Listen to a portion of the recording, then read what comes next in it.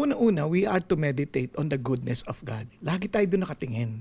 Dahil sa goodness ng Diyos, minsan ang fear natin, baka malaglag tayo. Alam mo, pag nagbabike ka, pag mag-aaral ka pa lang, hindi mo iniisip yung malalaglag ka dapat. Ang iniisip mo, paano ka magtutuloy? Pedal mo lang na ipedal, di ba? Tapos nakatingin ka sa malayo. Ganon din sa Panginoon, na ang ating titingnan, hindi yung isip natin malaglag, kundi inisip natin yung Diyos na ating nasa harapan, na ating sinusundan.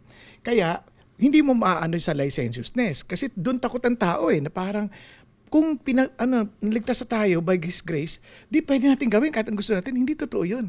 Kasi nagkaroon ka ng supernatural life. Kaya nga ang seal, yung Holy Spirit. Kaya nga, without the Holy Spirit, you can never please God.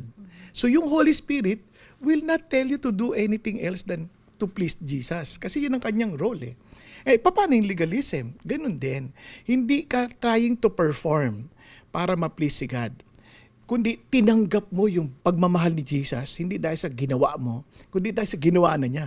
So tinanggap mo yon. Kaya hindi mo iniisip yung ano dapat kong gawin, ano dapat kong dapat. Ang iniisip mo, ano yung pinagagawa niya sa akin.